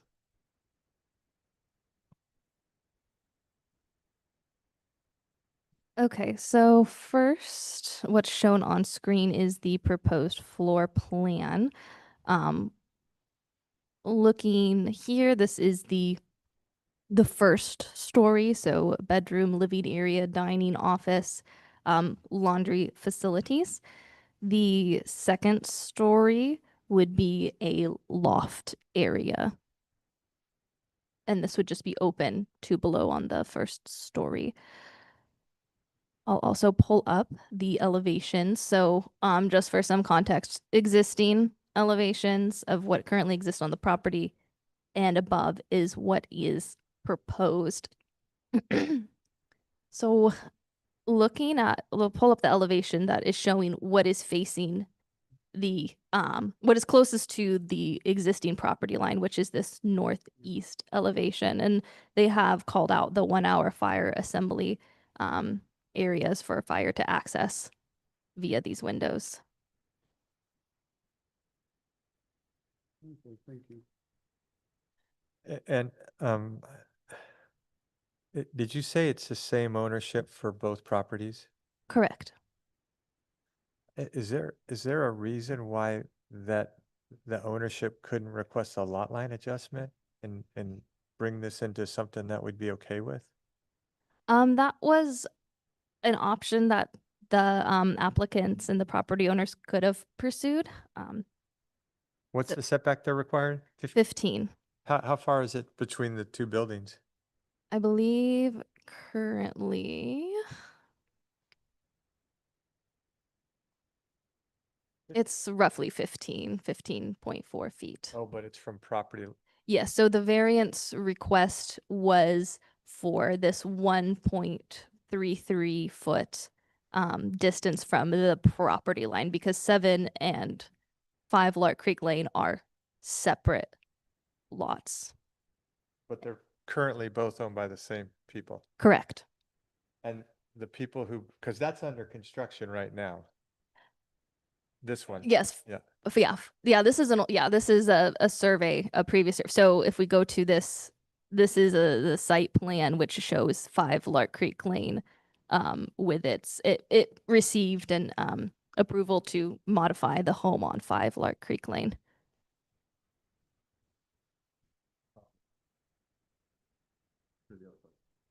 Well, yeah, so there's not enough room to move it 15 feet, because it has to be 15 feet from each property line, right? So Correct. you need 30 feet in between. Yes, correct. And that's what was there? Is that what you're saying? Sorry, is that existing? I mean, not existing, but prior. I guess what I'm trying to understand is why did someone build a building this close to a building and then, I can explain kind of the history. So this 3, 5, and 7 were part of a 3-lot subdivision. And as part of that subdivision, there was intent to put single family residences on each of those 3 lots. And so the house on 5 Lark Creek Lane and the barn were existing when that minor subdivision occurred. And through subsequent applications, the demolish of the barn and building of another single family structure never came to fruition. So the nonconformity is a nature of the previous minor subdivision. but that house is under construction right now, right? Yes. 5 Lark Creek Lane. So, all right. Question. So page 14 of your staff report, and perhaps Ms. Zittel can bring up page 14 of your staff report, shows the original subdivision, which establishes that new property line 1.3 feet from the barn, and it shows the barn being removed and the construction of a new conforming single-family residence in the future. So the vision that was laid out with the 3-lot subdivision was 3 conforming homes, none of which required a variance. And so now, Chair, you're right that the property on screen right at 5 has redeveloped so that they've designed something and it's under construction there. Concurrently, they are pursuing a variance to keep what is existing 1.3 feet from the property line and convert that existing structure into a residential structure. Question, do we have an approximate age of the existing barn? If not, the applicant, if you could address that, because the question is obvious is the barn's going to have to be brought up to code anyway, so why not just relocate it? Yeah. We'll We haven't defer. gotten to their comment I yet. know, I'm talking All right. something to keep in the back of your mind, so I'll ask that or. you can Any, address any it. other Yeah, clarifying I just want questions? to, Look at the sheet. Nicole, if you can clarify for us. So my understanding from what I've heard is that at the time of the subdivision, the plan was to have a house and to tear down the barn. That wasn't done. And in fact, I think the barn was renovated once, okay? That's correct. And so now the request is to have a variance, which basically is it's a change from all the previous approved plans, right? Did the applicant consider reducing the size of the barn or the insides to be an ADU? Would that be a way to get around this variance? I'll yield to the applicant to respond to that, but 80, as kind of mentioned in the last item, ADU law and our ordinance allows for a 4-foot side and rear yard setbacks. Correction. The conversion of existing space into an ADU, yes, could have a potentially a zero yard setback. If the structure currently exists at 0. So 4 foot for new construction or whatever exists That's correct. Yeah. for an existing structure being converted into an ADU. Thank you. Question, well, that gets to what's considered new construction because a barn is deemed a non-habitable structure. A barn does not have to be designed for earthquake loading. It obviously doesn't have plumbing, doesn't have HVAC, lacks a moisture membrane on the slab. I mean, it's basically going to be just there's not going to be much left by the time you build it over again. The state would consider if this structure were it to be an existing structure, they'll take a carport, they'll take a shed, they'll accept a barn as an existing structure and allow it to be converted into a conforming ADU, provided that it's meeting both the minimum standards laid out in state law and health and safety code, building code. Thank you. But it would need to be 4 feet off the property line. It's conversion of an existing structure, so it would be the existing setback. Okay, but it needs to have A primary. primary. Correct. And this one's solo on this property. Correct. This is the only structure that exists on the property. And to our earlier question, you can't do the ADU under its setback and then build the primary, secondary to get the ADU. You'd have to, so, yeah, we learned something earlier. And I believe we've discussed all of these potential options with the applicant. I think Mr. Kubitschek is nodding. And just to so- clarify, I'm assuming the intent is to then sell this parcel. It's not the fact that we could like That's let what we them. can ask the applicant. Oh, yeah. Okay. Well, like to the question would get to be like, well, okay, could they just merge the parcels? And then it would get rid of the problem. But I'm assuming that was not an option. That's good. That was discussed with Got it. them as well. All right.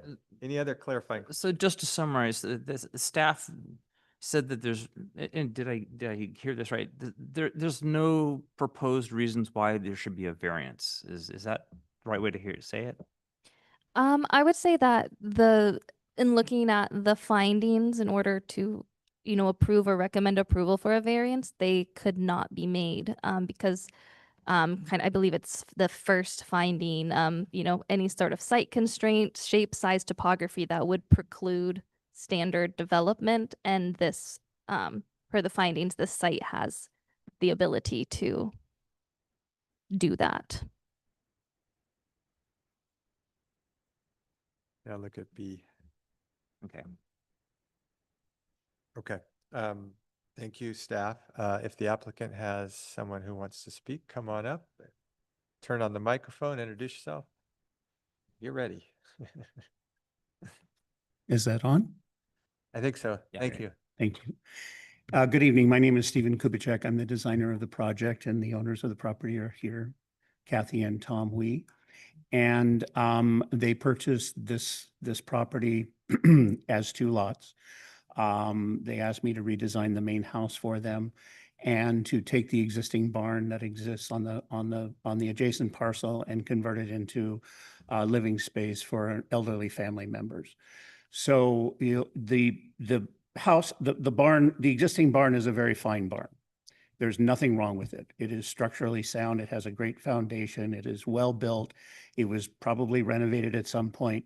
It's not a barn like you would think a barn is. It's got great windows in it. It's in great structural condition.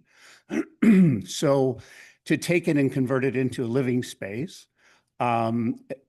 wasn't challenging at all. And to create a space for their elderly family member to live on the first floor, maintain the existing loft, which would probably never be used because they can't climb stairs very well. So so the idea was to convert it into a living space for them. Because we were changing the use of the property of the building, it became an issue with the planning department, and that's why we started to go into a variance hearing.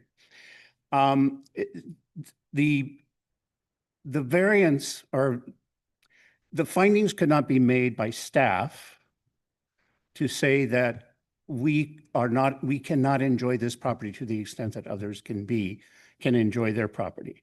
And that there were no unusual constraints on the property, when in fact there is an unusual constraint. The unusual constraint on this property is that we have a very fine barn.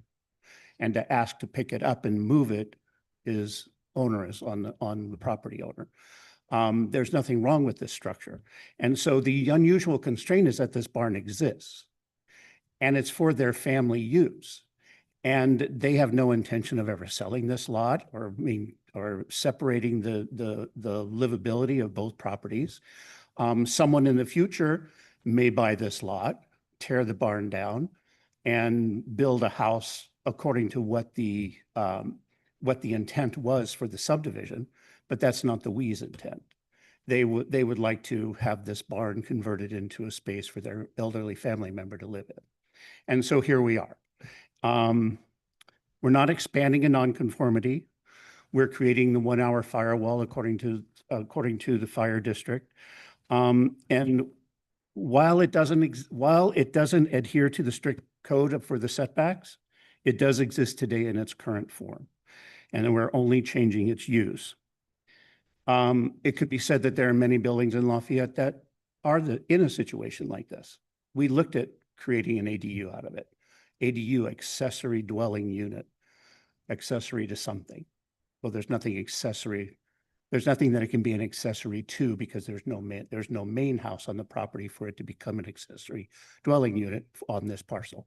It's accessory to the house that's under construction for them, but that's a separate lot. So what we're asking to do is to convert the use of this building into a living quarters. And yes, it's 1.3 feet away from their property line, their common property line, but it's their common property line and it's their family member that's living there. So can the findings be made that this is an unusual constraint that other properties in the neighborhood might have and should be able to do? I believe that there is. And I'm happy to answer any questions for you. Any clarifying questions for the applicant? You go, hold on. Do you have one? After, yeah. Well, I usually will bring Right, him so, along because he's right, vice right, chair. Ben. That's the bonus of being vice chair. Sorry. So had you considered merging parcels A and B? Was that asked already? No. We considered it. Go. Yeah, we consider it. Yeah. That would be removing a lot of value from this property. Okay. Thank you. Do you have a question? That was going to be my question. So essentially, the stated purpose of elderly family member living there, which I have tremendous sympathy for. But if that is the stated purpose, then that is the obvious answer. If you merge it, it very much is an ADU because there's the primary residence. If I could, the existing building is over 1,200 square feet. You have a maximum of ADUs an ADU. I guess Square that's, footage of 1,200 square feet. With the loft upstairs, it goes over 1,200 square feet for an ADU, even if we did merge the two lots. I, I, I have a question. How long has the family owned, this property? 3 years? 2? May of 2023. The reason I ask is, and so did the construction start after you guys bought the land, or was? The existing house was on the property. We went through a scenario of trying to renovate the existing house. It wasn't satisfying their needs, so we ended up tearing it down and there's a new house. So we took it down to the foundation, or took it down to the ground, took the old foundation out and are building a new house in its place.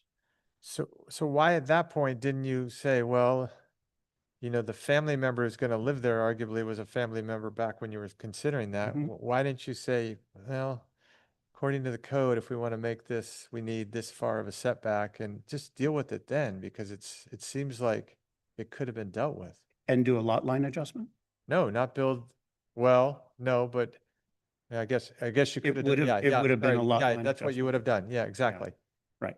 One of the things about the lot that the barn sits on is that it is a constrained lot in that there's a creek that goes through it. So there is a pretty hefty creek setback.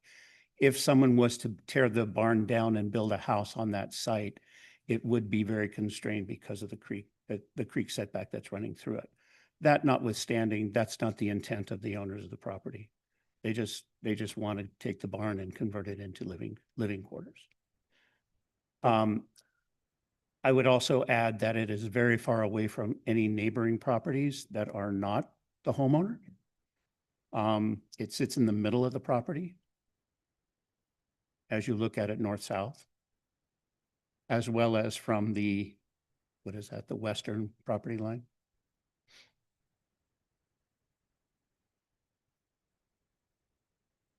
So the impact to neighbors is negligible.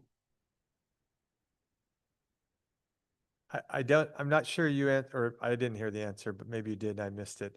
Why, when the house was being rebuilt, didn't take consideration of the land and do adjustment, not moving the barn, but just moving the lot line so that you would have the proper setback? And it probably would have meant you didn't build the newer house, the bigger house, quite as close to it. When we started to work on the existing, we're building the new home in the vicinity, in the direct vicinity of where the old house was. It's in the same setback line, 15 feet off of that property line. We didn't think this would be an issue. Why would we? And why would we diminish the size of that property? One of the things that came up when we were doing the design of the home was that we wanted to have those trees preserved along the eastern edge of the property. So moving the property line constrains that lot.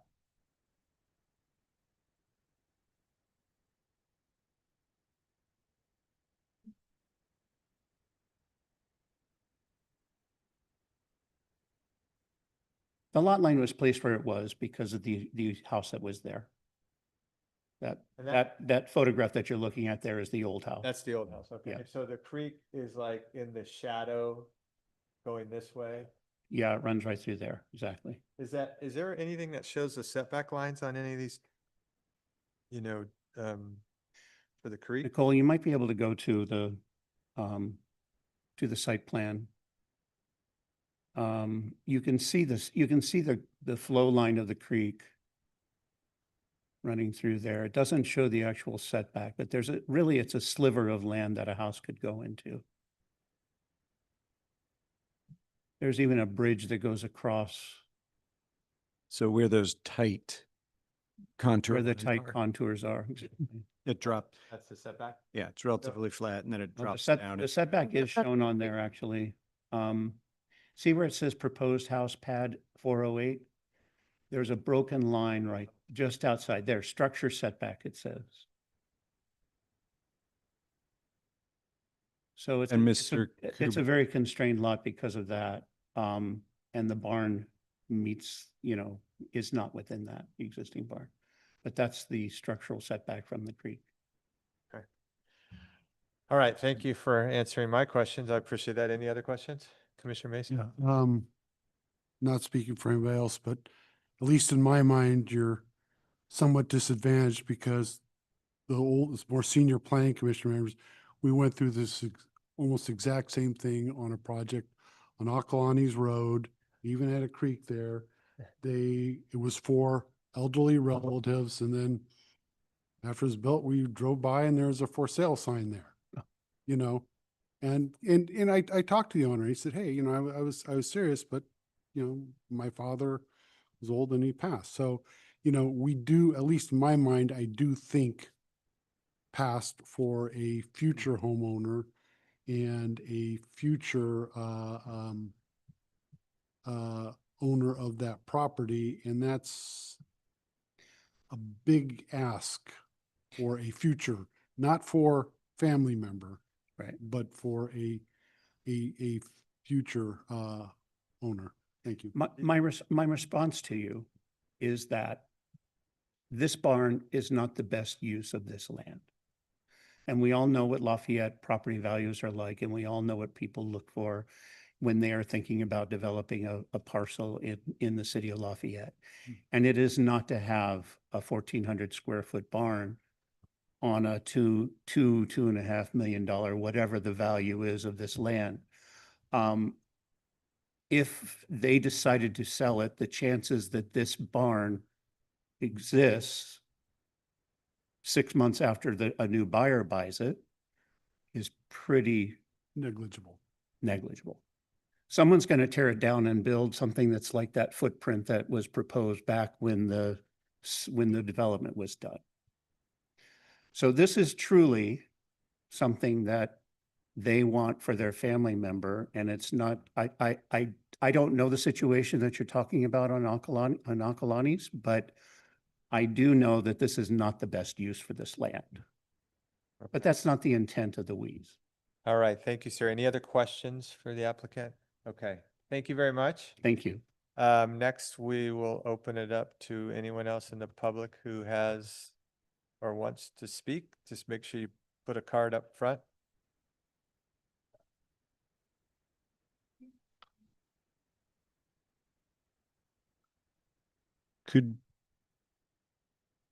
What we've heard from the audience without a microphone is that they submitted their comments in writing. And When was that? Was it today? Because there's a certain point. they were published with the staff report. Okay, It's okay. very good. Yeah, appreciate that. Sometimes we get stuff at the last you. minute. I have a day job. I don't always get to those. Okay. Any other public comments? And thank you. I did read them. I'm sure everyone did. So staff, anyone online? No raised hands online. Okay. Then the applicant, you have the ability, if you would like to rebut anything, it's up to you. I don't know.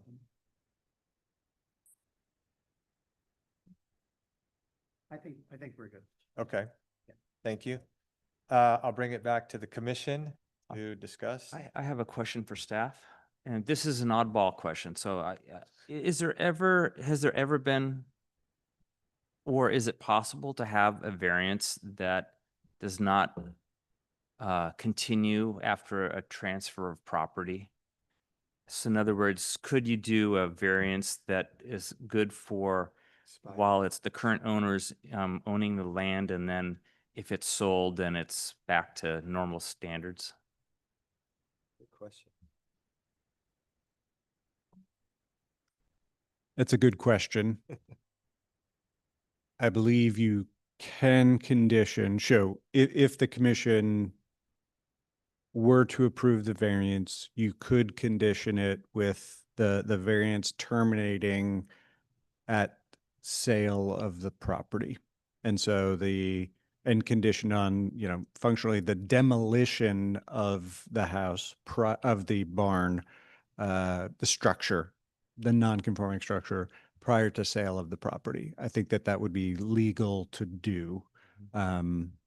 So has that happened before? Not to my knowledge, no. Could it, does it have to be demolition? Could it just be like occupancy is removed? That it's no longer? I'm just wondering as options.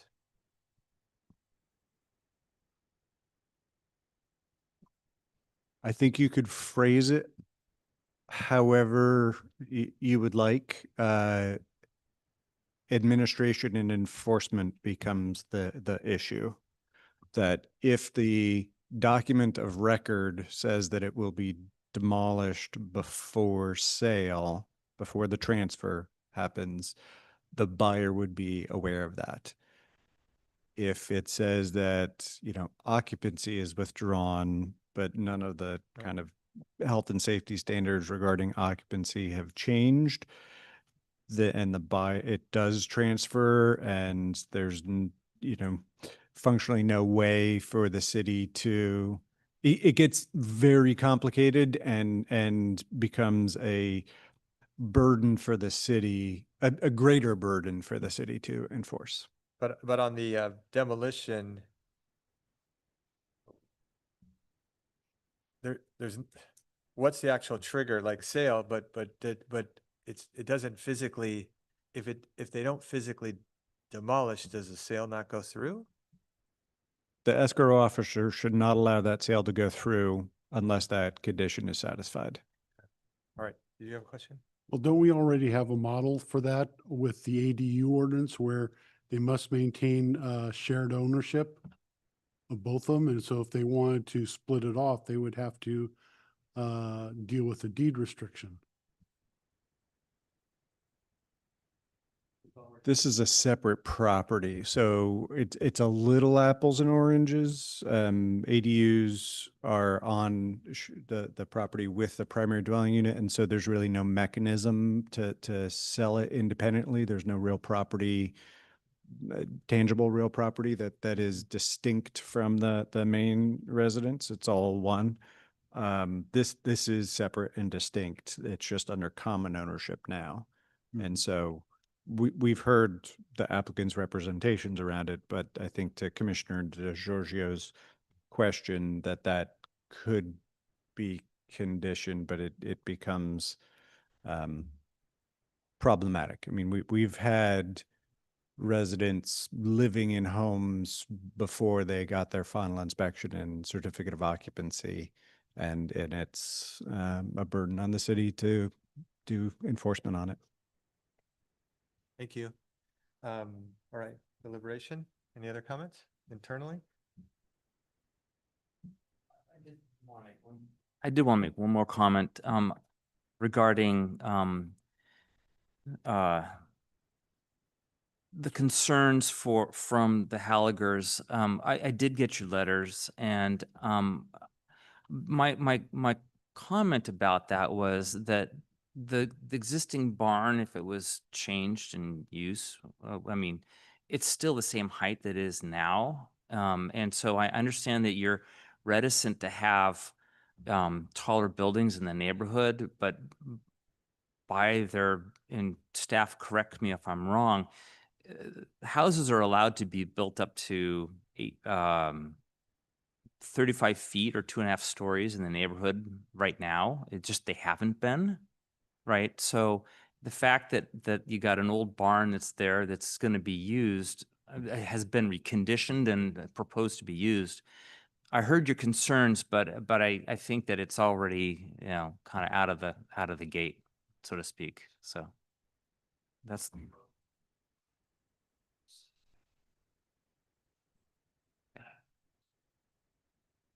So I'm going to ask the audience member to Sorry. go to the microphone if they are going to speak and address the commission.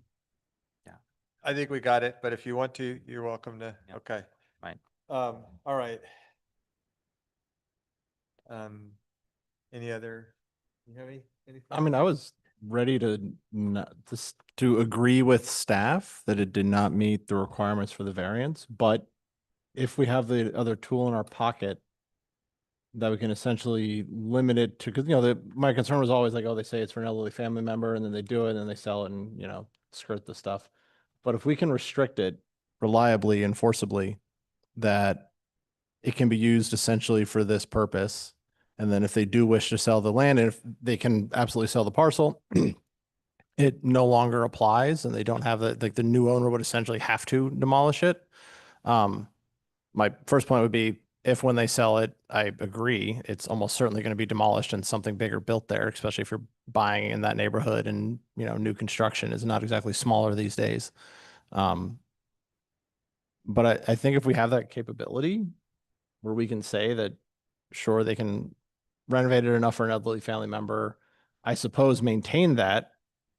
I don't know if they could rent it out, but like essentially if they want to sell the lot and transfer ownership, then yes, it ends. And now you must build a conforming structure. I think I can be in favor of that. Well, Yeah, go ahead. I think that's in some ways another conversation for another time.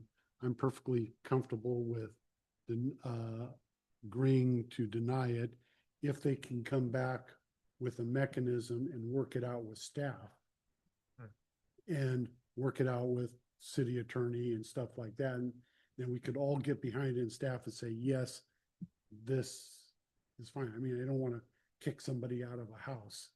But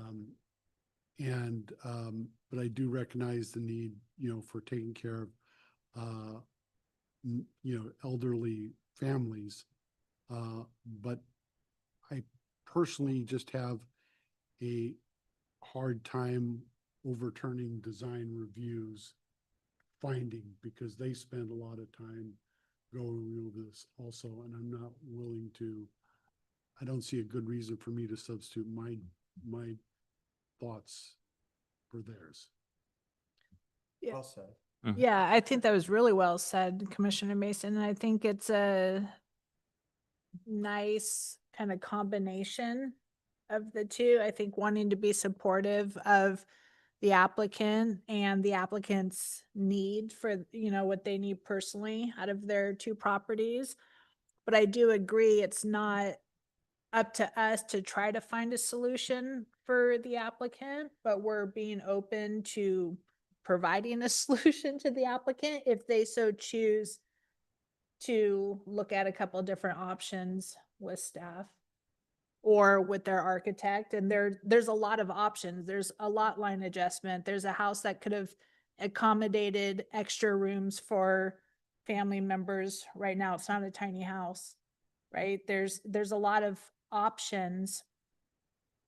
And I don't think it's up to us to try to create a solution Okay.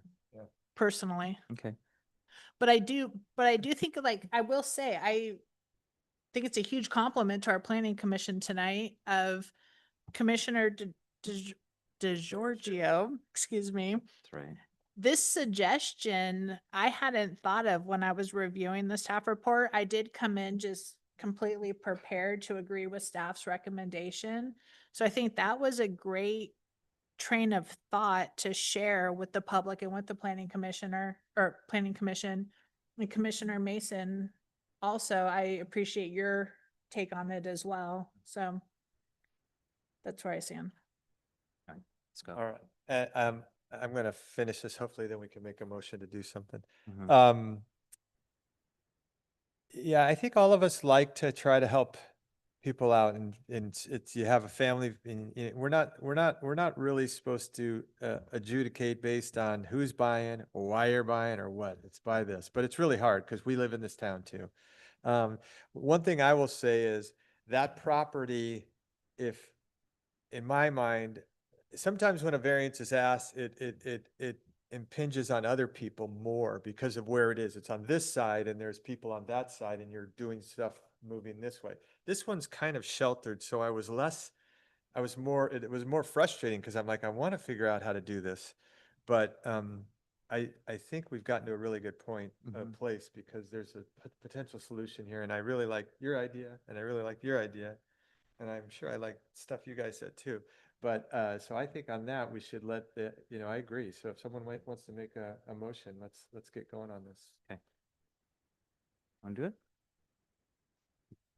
All right, I'll make a motion that we find the project exempt from CEQA and adopt PC Resolution 2025-13, denying the appeal and upholding the zoning administrator's denial of DR 0724 and V 07-24. Second. Let me just ask a question. Is there any procedural difference between denying it and asking them to consider to come back with some other thing? Or would it just be better to deny it and let them come back with a, another way at the mousetrap? Generally, when the commission asks for something to come back, an alternative to come back, it is a redesign of some sort of a physical alteration, and I think that is not what the commission is considering here. If it is a kind of procedural and legal change, you could continue it and see if they can iron that out with the city attorney in the intervening time, if that would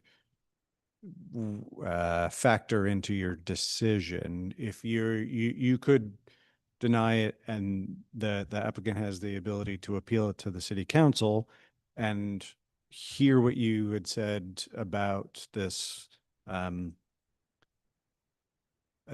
additional feature, if you will, the that it lapses at sale, and bring that with their appeal to the city council. That's an option. And the council would be provided with, your action this evening and your comments from the minutes, and certainly they could watch the hearing. Or you could deny and they can pursue the what you've discussed as a feature and then reapply. Is there a cost difference? Is there a timing, aspect? I mean, because I think what we want is them to consider it and come back. And is it better to deny that or just continue it, let them consider that and then maybe amend their application? I feel like that would be better, but I don't know. We haven't asked them. I mean, so. Yeah, but if they don't come back, then we've left this whole thing. No, but then we would bring it forward at a set date. And if they don't come back, we just deny it and move on. Yeah. Yeah, so I think what I'm sensing is that the commission wants to give the applicant the opportunity to add this additional feature, which would have the variance lapse at sale. And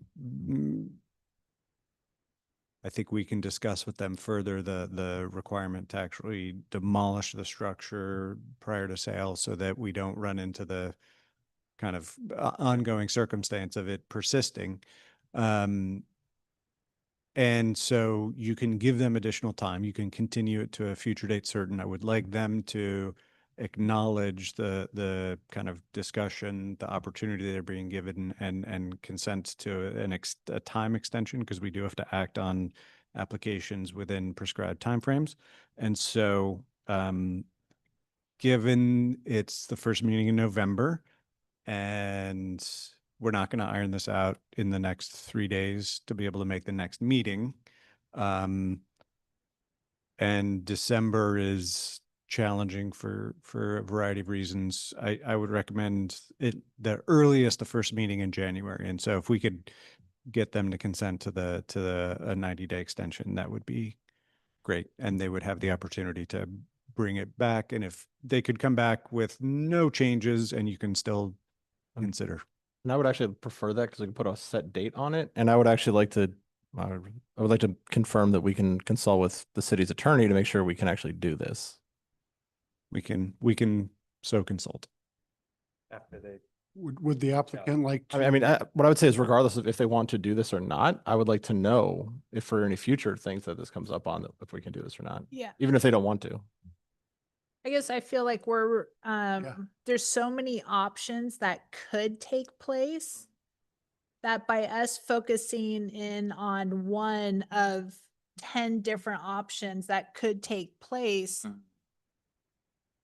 I don't think that's appropriate personally. I think we've discussed that there could be things if the applicant's team, following our decision tonight, they can appeal a decision. They can go back to staff and offer lot line adjustment. They can build a house that conforms. They can build an ADU on their middle parcel B. I don't think it's our place personally. I don't support continuing this to a date set in January to give them the option on one option personally. So I'm in support of denying it or agreeing with staff's recommendation, which is denial. And then the applicant's team can decide how they would like to move forward using one of the items we discussed tonight or not, or a different one, personally. Well, Yeah. my proposal is still on the table. So there's a first and a Is there second. any reason I can't ask the applicant a question right now? You're the chair. I just want to make sure. Okay. So applicant, Um, I'm just curious because it sounds like there's a slim sliver that if you said, hey, you think that might be something you'd be willing to do, that I believe it'd be easier to say, okay, here's 90 days, this date certain, you come back, work it out with the city, and then we'll review it and we'll vote on it. But if you don't feel that you want to go that way, just tell us now, and this is me now, we're going to vote on it. Then we'll just deny it and you can do whatever the heck you want. Yeah, please stand up there, sir, just to tell us who you are.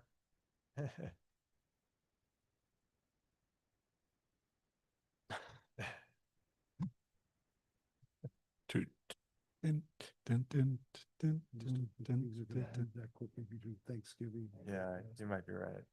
Let's just I move have on. my marching orders. Well, first of all, good evening, and thank you for this opportunity to hear the logic. I've learned a lot. I'm a pretty quick study, actually. So I think just right now, in conversing with my wife, you know, we're also, despite appearances, pretty old ourselves, and I think our pursuit of that barn, making it livable for our family member, is really our best option, you know, from a personal perspective. I know it's not your mission. We get that too. So I think cut it short, the best road forward for us is to figure out a legal language that applies this feature, if you will, to say, hey, if we sell that second lot, the 7 Lark Creek lot where the barn sits, then it triggers that the barn has to be demolished and it has to comply with all of the existing, you know, city rules and regulation. I think that's fair. I mean, we're being true to our motivation why we're doing this, and there's no reason why we would object to that. So I'm no lawyer, and we would have to find I guess, a real estate attorney. I'm not sure what kind of attorney, and then engage with the city attorney and see if there's some language that could satisfy the planning, you know, office and you guys. So short answer is yes, we would like that opportunity to come back with a solution Okay, Thank in that you. way. go ahead. Just a quick question. Agree with you. The only thing I was thinking, I was worried is whenever attorneys get involved, they don't move quickly. And with Thanksgiving and Christmas, the question is, do you want to be tied to a 90-day time frame, in which case we'd write it in, or the other one is we just deny it, you get all your ducks in a row, come back, and then gives us a different look at it, because speaking only for myself. Huh? Oh. I don't know.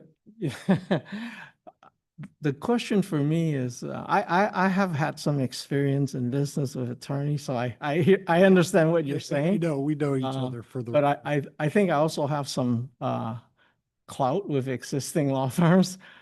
Maybe we could push for some action, you know, but I don't know. I'm kind of throwing it back. Do you have a preference which way we go? I mean, is there an advantage to you or a preference one way or the other? I think the preference is the motion that we made, because the motion was made. Well, let's, okay, so I think, thank you. What? I'm sorry, I thought your mic was on. I think we got your preference. I appreciate you answering that. We need to figure out what the heck we want to do, and we'll do that right now, and then you'll hear it. So thank you, sir. Can I- Sorry. No, so one thing though, and this is no matter if it happens later or now, one thing I would like to think through, and this is why I think it would be better personally to deny it and give everyone a chance if this is something people want to move forward with, is what we've only spoken about is if parcel, I guess it's A, with the barn is sold. What if they retain ownership of that and sell parcel B? So now parcel B is living right next door to a non-conforming, or excuse me, a living unit, a dwelling unit that's 1.5 feet from the property line. And if it's rented out at the time and they're maintaining ownership of parcel A, but now parcel B goes to somebody else, now it's parcel B's problem. The only option we spoke about was if they were to sell the barn parcel, the new owner is required to demo it. What if the new owner doesn't want to? And I understand that would be written into the requirements, but it seems like there should be the same put back on Yeah. parcel no, B. These are good points. I personally think the market decides those and punishes things that are done like that. It just, you won't sell for as much. So I think it works itself out, but it's a good point. So why don't we just, let's make a vote and let's just figure it out. Well, yeah. So you had a motion, did you? The motion- I don't think anyone seconded, so say it again.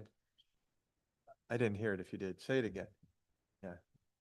I move that we find the project exempt from CEQA and adopt PC Resolution 2025-13, denying the appeal and upholding the zoning administrator's denial of DR 07-24 and V 07-24. Second, Okay, let's just do a roll call. Commissioner DeGiorgio, Aye. Commissioner Radnich, Aye. Commissioner Mason. aye. I get nothing here. Yeah. Vice Chair Deming. Aye. Okay. And I will vote aye as well. So a motion is approved denying the application. You do have the ability to appeal. I would suggest, based off what you've heard up here, that perhaps other than appealing, you recraft and come back to staff with an idea that would work with what you heard up here. So we could have done it either way. This just gives you a clean slate, do whatever you want, but I think you heard where we were. So that would be my recommendation. Appreciate your time here. I think we all understand what you're trying to do. We just need to have things so that we can look to the next group and say, we're not giving special privileges to these people that we're not giving to you. So Thank you. And explaining my thoughts on that is we'd rather you take the time, get it right and come back to us and not rush right after New Year's and come back and us have a whole bunch more questions or little things that are tied up. Because we are sympathetic to trying to keep families together in these times. okay, thank you. All right, we're going to move on to the next item. Thank you very much. Because my family will get mad if I don't come home soon. So we are now at other business. ARC volunteer for 2 weeks from this Friday. Let me look. I haven't done this forever. Yeah. But no one else. It's the 14th, right? Oh, I'm out of town, actually.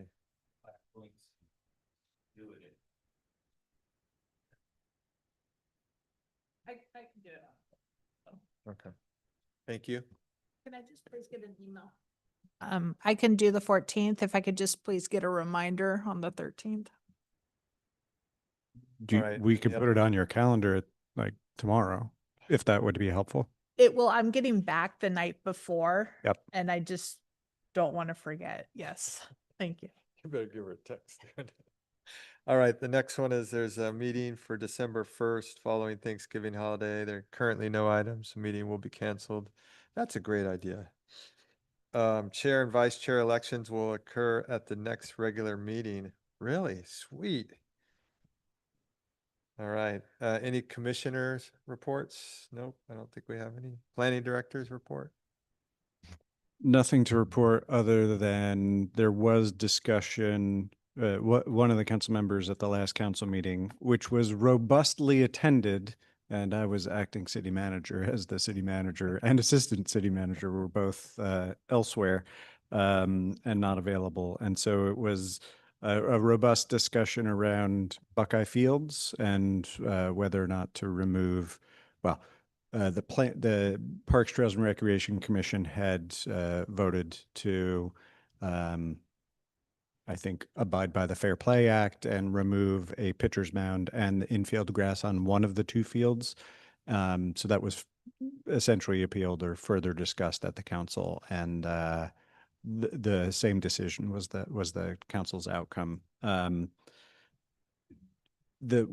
Under other business, there was a suggestion that maybe the council consider adding requirements to its commissioners, that the chair actually change annually or every other year. Because I guess in other commissions, I would say there's kind of a perennial chair or an ongoing one, and they feel like it may be good to have a changing of the guard. But that was not discussed robustly. That was kind of put out as an item for further discussion. So it sounds like we may be moving to a new chair at the next meeting.